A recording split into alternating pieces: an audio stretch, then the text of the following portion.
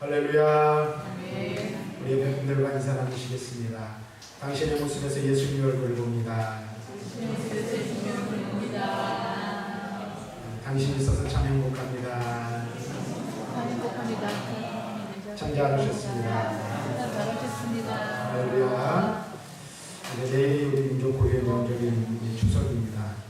이제 가족들이 우리 부모님을 뵈러 찾아오시기도 하고 또 그런 가운데 있어서 오늘 못 오신 분들도 제가 보니까 계신 것 같은데, 이 풍성한 가을에 또 이 추석처럼 여러분들의 영혼과 육체의 삶이 하나님 앞에서 풍성하게 은혜로 넘쳐나는 그런 복된 날이 되시기를 주님의 이름으로 축원합니다.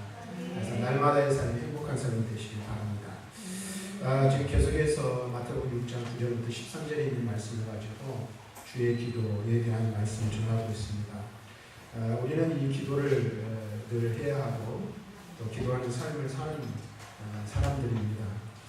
그러나 우리가 무엇보다도 주의할 것은 얼마만큼 많은 시간을 기도하느냐라는 것도 중요하지만 그 기도의 양보다 그 내용이 중요하고 또 무엇보다도 더 중요한 것은 기도의 방향성이 중요하다는 사실을 우리는 알아야 할 것입니다.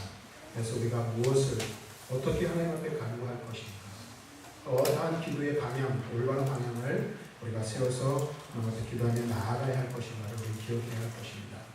특별히 주의 기도를 대할 때마다 여러분들이 마치 주문을 외우듯이 그냥 아무 의미 없이 생각 없이 이 말씀을 대하고 그냥 주의 기도를 하는 것이 아니라 왜 주님께서 이 기도를 가르쳐 주셨는지, 왜 주님께서 이 기도를 우리들에게 알려주셨는지 그 이유, 그 의미를 우리는 깊이 묵상해야 할 것입니다. 특별히 오늘 우리가 그것을 기억할 때에 우리가 온전하고 올바른 기도를 하나님 앞에 드릴 수 있을 것입니다.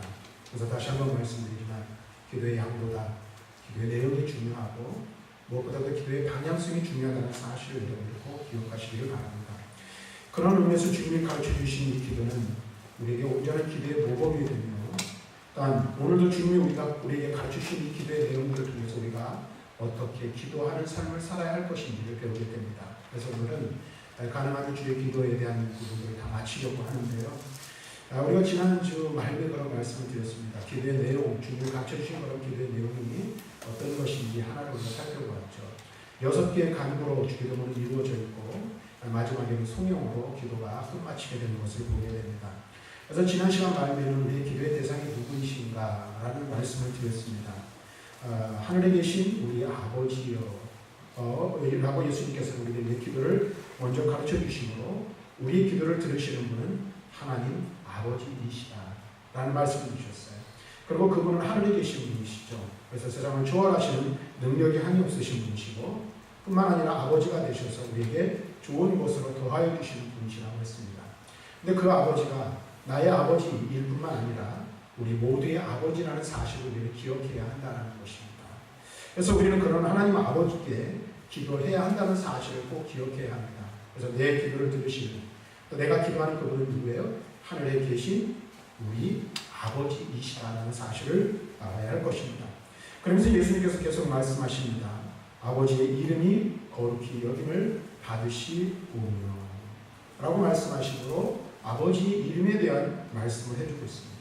우리 모든 사람들은 다 이름을 가지고 살아가죠. 저도 김종환이라는 이름을 가지고 이 세상에 살아갑니다.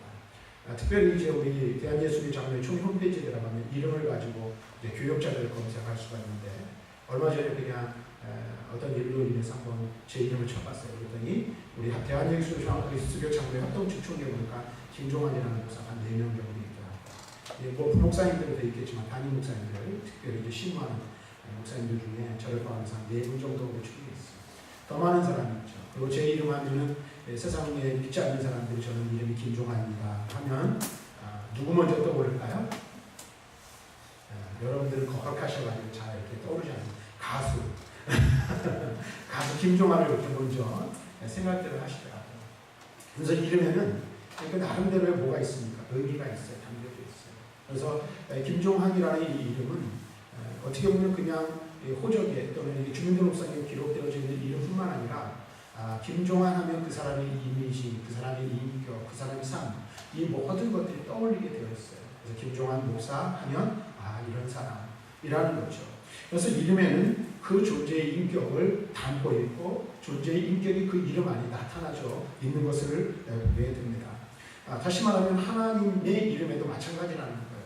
성경을 보면 하나님에 관한 이름들이 많이 기록되어져 있는데 하나님에 대한 각각의 그 이름들을 보면 하나님이 어떤 분이신지 그 하나님의 존재에 대해서 우리에게 알려주시는 방편으로 그 이름들이 기록되어져 있는 것들을 보게 된다는 거예요. 다시 말하면 하나님의 이름은 하나님이 누구이신지를 우리에게 나타내 보여주고 있는 것입니다. 특별히 많은 이름들이 하나님을 지칭하는 이름들이 있습니다만 그 중에 대표적인 것이 엘로힘이라는 이름과 여호와라는 이름입니다. 하나님이 거룩하신 분이라는 말은 바로 창조주 하나님이 피조물과 구별되는 초월하신 영원하시고 영광스럽고 영원하시며 능력이 한이 없으신 완전하신 분이시라는 사실을 우리들에게 나타내주고 있습니다. 그래서 엘로힘 하나님, 여호와 하나님 이런 모든 이름들을 통해서 그분이 어떤 분인지를 우리들에게 보여주고 있어요. 자, 그런데 보세요.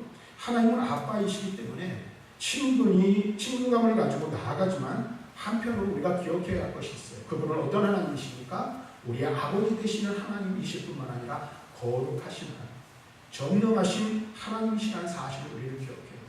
그래서 친근감을 가지고 우리가 하나님 앞에 나아갈 때도 있지만 하나님 앞에서 경외심을 가지고 나아가야 한다는 사실을 우리는 알아야 한다는 것입니다. 그래서 그분 앞에 아뢰는 게 아빠와 같은 친근감뿐만 아니라 거기에 더불어 경외심을 가지고 기도해야 된다는 거예요. 또한 우리가 기억해야 할 것은 하나님의 이름을 거룩하게 하라라는 말의 의미를 우리들이 깊이 생각해 볼 필요가 있습니다. 내가 거룩하니 너희도 거룩하라. 우리 하나님께서 우리들에게 말씀해 주고 있어요. 거룩하신 하나님께서는 그의 백성인 우리가 하나님의 백성답게 거룩한 삶을 살기를 원하신다는 사실을 우리는 분명히 기억해야 하는 것입니다. 자, 여러분 보세요. 이 말은 이런 거예요. 우리가 거룩한 이 하나님의 백성으로서의 삶을 살 때에 하나님께서 거룩히 여김을 받으신다라는 거예요. 그래서 오늘 주님이 가르쳐 주신 게 뭐예요? 이름이 거룩히 여김을 받으시옵니다. 어떻게 우리가 주님의 이름을 거룩하게 할 수 있습니까? 어떻게 우리가 하나님의 이름을 거룩하게 할 수 있도록 하겠습니까? 여러분 어떻게 할 수 있어요? 주님은 거룩하십니다. 입술로 고백하면 그것은 그냥 다 되는 것일까요? 그렇지 않다는 거예요. 우리의 삶을 통하여 우리가 하나님의 백성으로 혹은 하나님의 자녀로 거룩한 삶을 살아갈 때에 우리의 거룩한 삶을 통하여 하나님의 이름이 거룩히 여김을 받게 된다라는 것입니다. 이렇게 이 표현이 정확하게 맞는지는 모르겠습니다만 이렇게 표현할 수 있을 것 같아요. 우리 모두들은 부모님과 동시에 우리들은 또 누구이죠? 누군가의 자녀. 그렇죠? 근데 여러분 보세요. 자녀들이 세상에서 삶을 살아갈 때에 우리가 이제 예를 들어서 우리 노동리 같은 경우는 다 알잖아요. 그렇죠? 누구 집안이 어느 집안이 어떻고 그다음에 심지어는 그 집안의 속사정들까지 다 알아요. 그래서 그분들이 동네에 계신 어르신들이 그 부모를 알고 자식들을 알아요. 그런데 여러분 보세요. 그 집안의 자식이 살아가는 삶의 모습을 통해서 누가 평가를 받습니까? 그 자식의 부모가 평가를 받게 됩니다. 세상에서도 우리가 흔히 하는 말로 저 자식 누구 집안 자식인지 혀를 찰 때도 있고 누구 집안의 그 자녀인지 참 훌륭하다 이런 이야기를 해요. 다시 말하면 우리가 아버지의 자녀로서 하나님 아버지의 자녀로서 이 세상에서의 삶을 어떻게 사느냐에 따라서 우리의 영적인 아버지이신 하나님이 세상 사람들에게 받아지는 평가가 달라질 수 있다는 사실. 다시 말하면 우리가 하나님의 거룩한 자녀로서 거룩하고 신실한 삶을 살고 하나님 자녀다운 삶을 살면 우리의 삶을 통하여 하나님 우리의 아버지가 영광을 받으시지만 우리가 그렇게 살지 못했을 때 어떻게 해요? 하나님의 이름이 영광을 받지 못하는 거예요. 아니 더 나아가서 하나님의 이름이 욕을 먹게 되어 있다는 것이죠. 오늘 우리가 이 부분들을 심각하게 생각해 볼 필요가 있어요. 특별히 한국교회의 이 현실을 우리가 들여다볼 때 마찬가지이죠. 여러분 보세요. 지금 사회적으로 큰 이슈가 되는 그 문제들이 있지 않습니까? 우리 믿는 분들뿐만 아니라 믿지 않는 분들도 저한테 이야기하는 것들이 여러 번 들었어요. 한 대형 교회가 그 목회자를 새로 세우는 문제로 인해서 이 여론의 이슈가 되는 그런 것들을 보게 돼요. 물론 그런 것뿐만일까요? 그런 중요한 것뿐만이 아니에요. 여러분들이 한 사람 한 사람으로 그 한 사람이 그리스도인으로 세상을 살아갈 때 여러분들이 그리스도인이라는 것을 공표하며 세상을 살아가면서 여러분이 사는 삶이 어떠하냐에 따라서 여러분의 아버지이신 여러분의 하나님이신 그 하나님의 이름에 영광이 드러나는 것 혹은 그렇지 않을까가 결정되어진다는 아주 중요한 사실을 우리는 알아야 돼요. 그래서 우리가 세상을 살아가면서 말 한마디 사람들과의 관계 속에서 사람들과 대하는 어떤 태도들 그 다음에 세상을 살아가는 이런 방식들이 정말로 온전한 하나님의 백성과 그리스도로서 합당한 삶을 살아야 할 중요성이 바로 거기에 있다는 사실을 우리는 알아야 돼요. 물론 하나님께서 우리의 도우심으로 거룩해지는 것은 아닙니다. 그러나 하나님의 자녀인 우리의 삶을 통해 하나님께서 거룩히 여김을 받으시는가 그렇지 못한가가 결정되어진다는 사실을 우리는 분명히 알아야 돼요. 그래서 뒤에서 말씀드리겠습니다만 우리가 이렇게 기도하는 거예요. 이름이 거룩히 여김을 받으시오며 라고 기도했다면 어떻게 해요?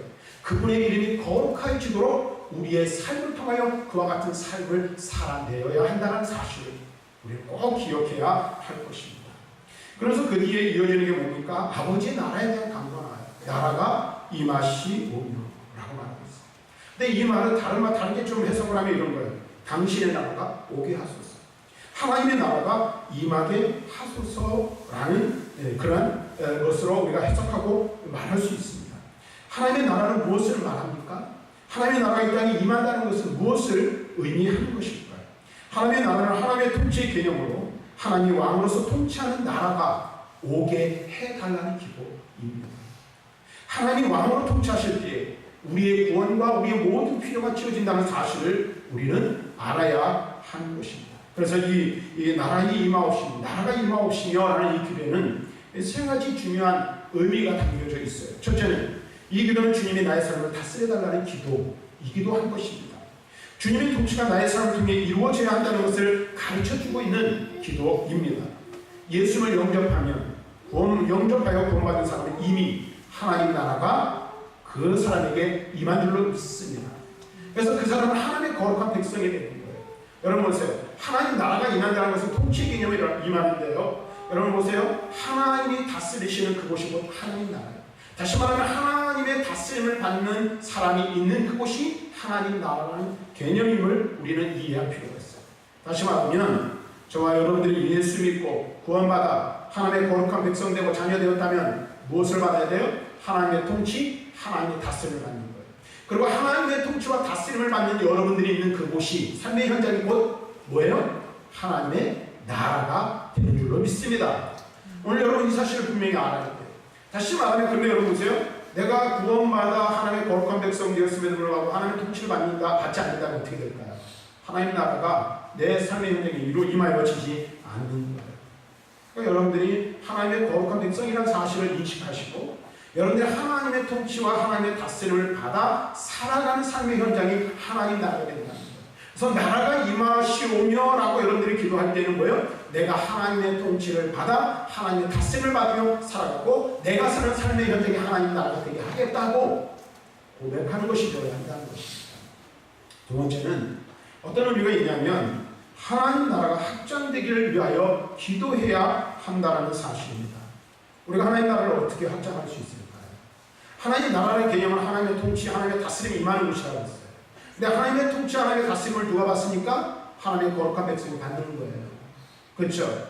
그러면 하나님 나라를 확장하는 건 뭐예요? 예수 믿는 사람들이 더하여지는 거예요. 그렇죠? 예수 믿는 사람들이 늘어나 그들이 예수 그리스도의 다스림을 받고 하나님의 통치를 받을 때 하나님 나라가 확장되어져 가는 거예요. 그럼 여러분 어떻게 우리가 하나님 나라를 확장할 수 있습니까? 어떻게? 예수 그리스도의 복음을 증거하여 그 복음으로 영혼들을 구원해내고 예수 믿는 사람들이 더하여질 때에 하나님 나라가 확장되어진 줄로 믿습니다. 그러니까 우리는 이 기도를 드릴 때요 단순하게 내가 주님의 통치를 받겠습니다 거기서 머물러야 게 아니라 한 걸음 더 나아가는 거예요. 뭐 하는 거예요? 나와 같이 예수 믿는 사람들을 더 만들어 이 세상에 하나님 나라가 확장되어지도록 하겠습니다.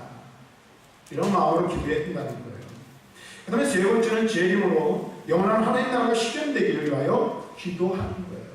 그래서 최종적으로 완성된 하나님 나라를 바라보면서 다시 오실 우리 주님을 기대하고 고대하는 마음이 있어야 하는 거예요. 그래서 오늘 주 예수여 오시옵소서, 어서 오시옵소서라는 이 고백이 누구의 고백이 되어야 돼요? 저와 여러분들의 고백이 되어야 할 줄로 믿습니다.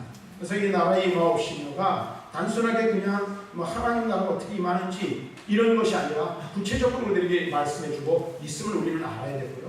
또 이렇게 기도할 때 우리가 이와 같은 내용들을 가지고 이와 같은 마음과 영적인 자세를 가지고 기도해야 한다는 사실을 또한 기억해야 할 것입니다. 계속해서 보면 이렇게 말합니다. 뜻이 하늘에서 이루는 것 같이 땅에서도 이루어집니다 라고 말씀하고 있어요.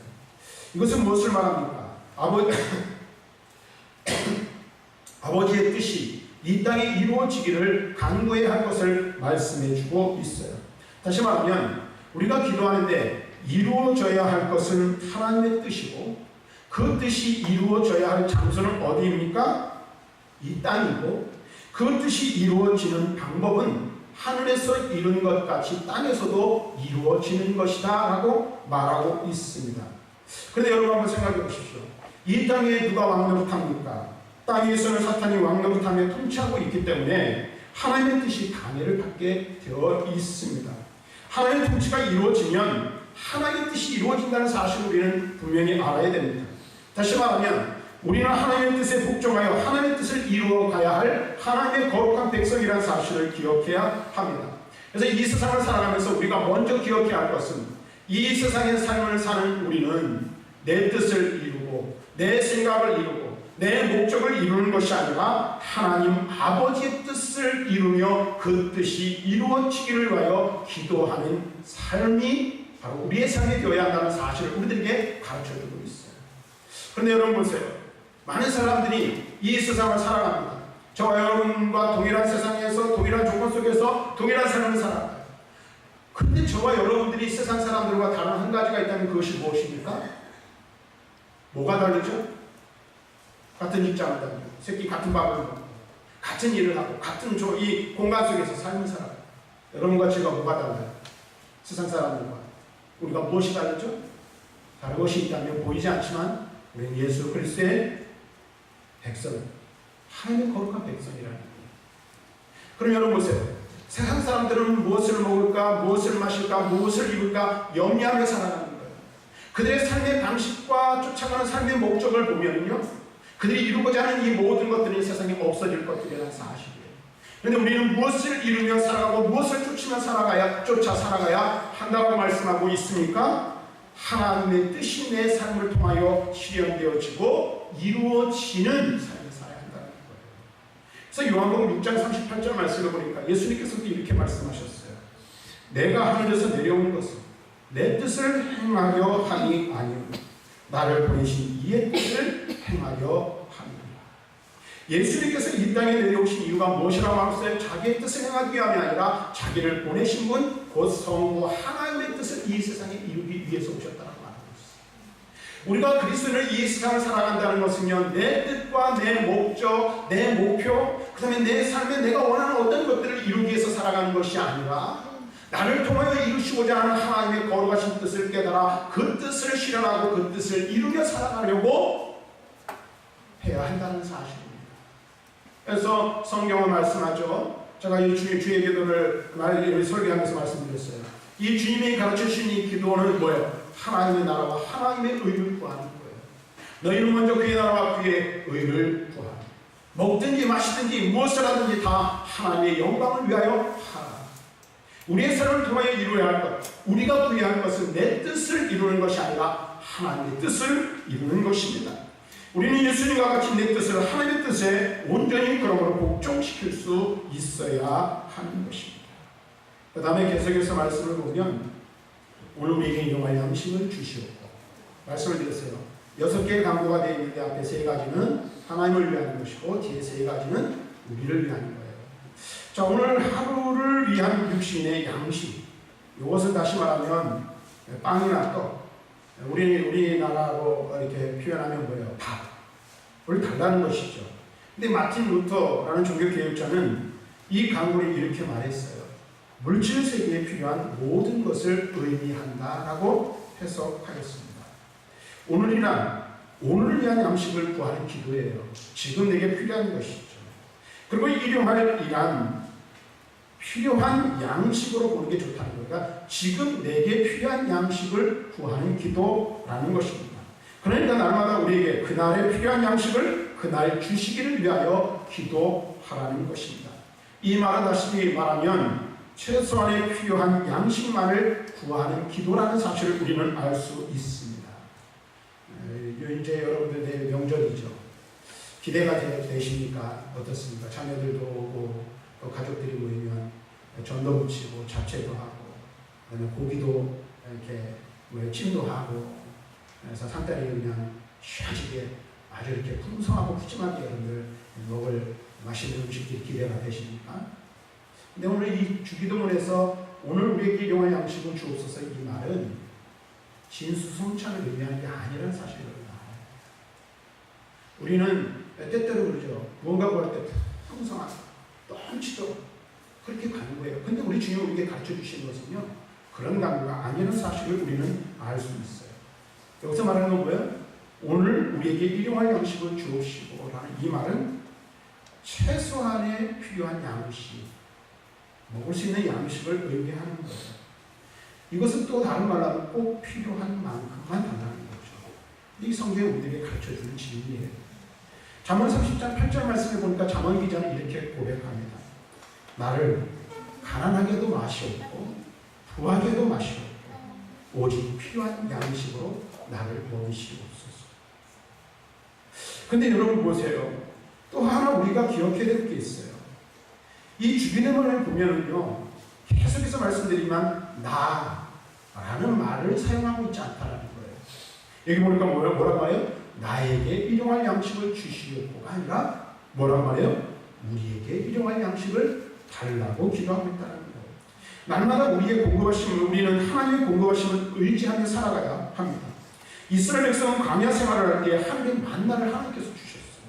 이스라엘은 어떻게 해야겠어요? 그날의 양식을 그날 거두어야만 했고, 이것은 매일 하나님을 의지하는 삶을 사는 표현으로 오늘 표현되어지고 있음을 우리는 알 수가 있어요. 매일 만나를 주시고 더 거둔 자도 덜 거둔 자도 동일한 양을 거둘 수밖에 없었어요. 그럼 토요일 안식일 전날에는 어떻게 해요? 안식일 전에 것을 미리 거둬 놓게 하셨죠. 뿐만 아니라 미리 많이 거둬놓은 사람은 나중에는 그것이 벌레가 생겨 먹을 수 없게 되었어요. 이것은 무엇을 말합니까? 매일매일 우리의 삶이 하나님을 의지하는 삶이 되어야 한다는 것입니다. 다시 말하면 이와 같은 기도는 하나님을 의지하는 삶의 태도를 우리에게 요구하고 있다는 거예요. 그래서 매일 필요한 양식들을 우리에게 주시고 그 하나님이 공급해 주시는 은혜를 따라 살아가야 할 것을 우리에게 말씀해 주고 있는 것입니다. 그 다음에 이제 마지막 6번째로 이렇게 말합니다. 우리가 우리에게 죄 지은 자를 사하여 준 것 같이 우리 죄를 사하여 주시옵고 라고 말하고 있어요. 근데 여러분 이 성경을 한번 보십시오. 여기 보니까 우리가 우리에게 죄 지은 자를 사하여 준 것 같이 라고 단가로 4번이 되어 있어요. 그리고 그 밑에 나머지를 보면 이렇게 말하고 있어요. 빚진 자를 탕감하여 준 것 같이 우리의 빚도 탕감하여 주시옵고 라고 말하고 있음을 보게 됩니다. 마태는 뭐라고 말해요? 빚을 사해달라고 했고, 또 누가를 보면 누가복음에도 나뇌주가 기록되어 있는데 우리들의 죄를 사해달라고, 빚을 탕감해달라고 하는 것을 볼 수 있어요. 이것은 무엇을 말합니까? 죄의 빚을 말하는 거예요. 다시 말해서 이 죄를 무엇으로 보고 있습니까? 부채로 보고 있는 거예요. 이것은 우리 죄를 용서해 주시옵소서, 그리고 동시에 우리도 우리에게 빚진 자를 용서하겠습니다 라는 뜻이라는 사실을 여러분들 꼭 기억하셔야 돼요. 그러면 이 말은 무엇을 의미합니까? 다시 말하면 우리가 이런 기도를 드린다면 이웃의 죄에 대한 용서 없이 하나님께 죄에 대한 용서를 받을 수 없다라는 의미이기도 하다는 것입니다. 또 다른 말로 하면 죄 용서를 받은 사람이라면 죄 용서받은 사람은 어떻게 해야 된다는 거예요? 용서해야 한다는 것입니다. 용서해야 된다는 거예요. 이 주기도문에 부록이 붙어 있어요. 이 주기도문에 부록이 붙어 있어서 다시 강조하고 있는 유일한 부분이 바로 이 부분이에요. 14절, 15절 말씀만 보십시오. 이렇게 말합니다.